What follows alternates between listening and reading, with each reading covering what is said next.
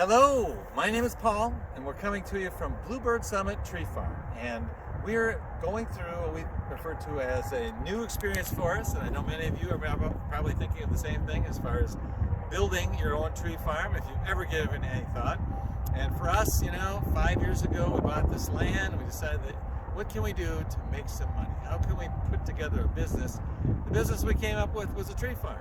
So we've already had a video dealing with planting the trees. What we'd like to do is to continue along that line and give you a little bit of background of what it takes to actually maintain those trees and to continue to get them to grow, because it's not enough just to put the trees in the ground. You actually have to prepare the ground and do a lot of work to make sure that these things will grow properly, because otherwise, again, they simply aren't going to grow.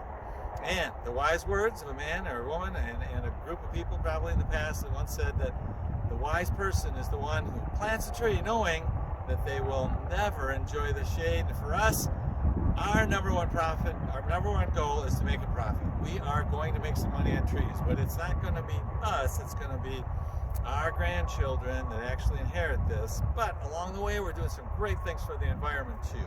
Now, to give you an idea of the intensity of this effort, our first planting just a couple of years ago was 6,000 trees, and we've got those nicely along and on their way. Last spring, we put in 15,000 trees, and that was an intense effort, and those are coming along as we'd hoped. And then now this next spring, we're going to put in another 6,000 trees. So our property is going to be populated with trees, red pine and black walnut. If you're familiar with any of these, you know that the red pine is probably about a 25 to 30 year return rate. The black walnut is 60 to 80 years, but it promises to make a tremendous amount of money at some point in time in the future.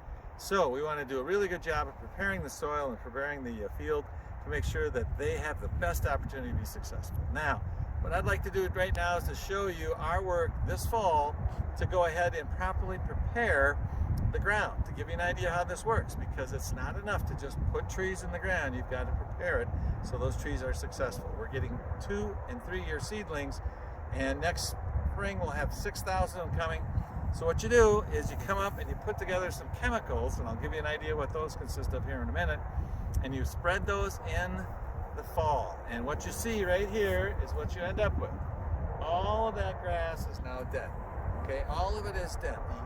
The perennial grasses have been killed off, so that again, when we put those seedlings in the ground in this coming spring, they'll have the best opportunity for success. And if you don't do that ahead of time, they'll never succeed. They'll never come in, not to the degree that you need them to come in. So throughout this course of the summer, we mowed that flat and cleared it clean, and then we hit it with the chemicals, and now this is what we've got, and in the spring we'll be ready to plant. So now what I'd like to do is to show you exactly how we put those chemicals together and how we went ahead and made that happen and how we prepare for the following years to come as well. So at this time, let's go over here and take a look.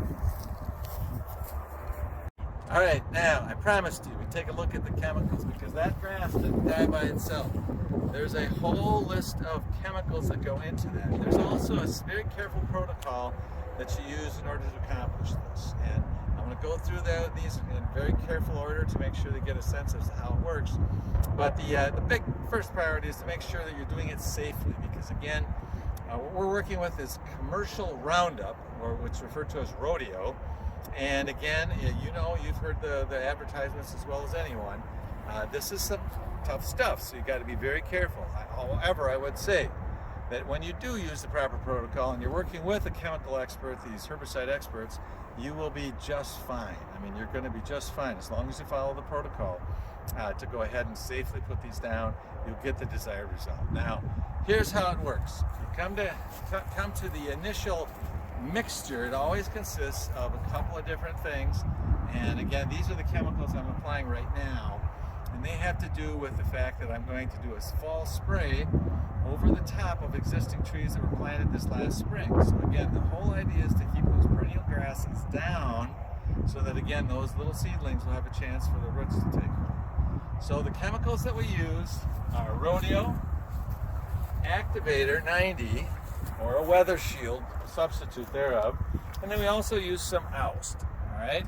Now these chemicals go into a mixture, and this particular sprayer happens to be a North Star sprayer. And if you're familiar with this, imagine this thing goes in the back of a a ATV, okay, a four-wheeler, and then you hook up the battery to the ATV, the four-wheeler. But I found that the most crucial thing to applying this mixture is not just having a good tank, a spray tank, and doing all the calculations, which I'll cover here in a moment, but also to make sure that you've got something that will pull at a consistent rate. And the only thing that I found that really works for me is our John Deere 3038, okay?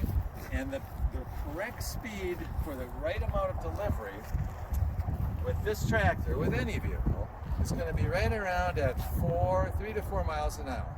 And I've got an app, and you can put it on your phone just as easily as I put it on mine, that will calculate that for you. So literally you can look at it. Or what I do, rather than get tangled up with all this technology, I just roughly go at the rate of one person walking comfortably. If you walk comfortably, you're going to walk at about 3, 4 to 5 miles an hour at the tops. And you get a feel for what that is. You're on the tractor, and with a John Deere like this, you've got the hydrostatic drive. You can zero that speed in right to the money and get the delivery that you need. So now that's what we're going to talk about next, is the delivery. This thing right here is a 26-gallon tank. And when you do the calculations, I need to put down one of these tanks for 2 acres. That's what it is. 13 gallons an acre, 26 gallons, 2 acres.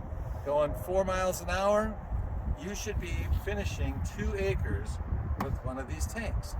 And if you're not, you're getting less, you need to go a little faster, you're getting more, you need to go a little slower, but that's kind of the break point. You need to just zero in on what that is. Now, the mixture that I use is what I got from my chemical person, and for me, it's a gallon of rodeo, 2 pints of Activator 90 or Weather Shield, and then 2 ounces of oust, okay? It's a granular mixture that goes ahead, and we put that down.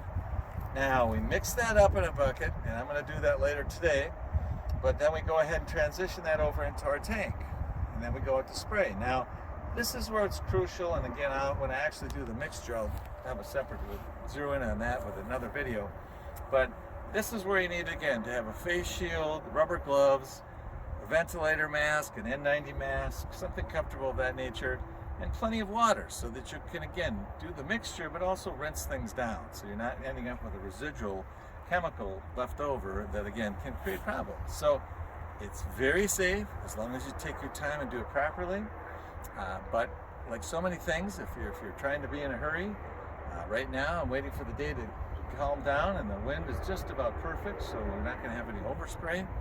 But that's what you're basically looking for. So, in review, I would say, make sure, again, you get yourself set up, give yourself the kind of planning time that you need for preparation, because if you don't have it prepared, you don't have a plan for not just initial spraying, but also follow-up spraying in the fall for those initial seedlings, you're just not going to be successful. But if you do, I can just about guarantee you that you will be successful, and you're going to have a successful tree farm.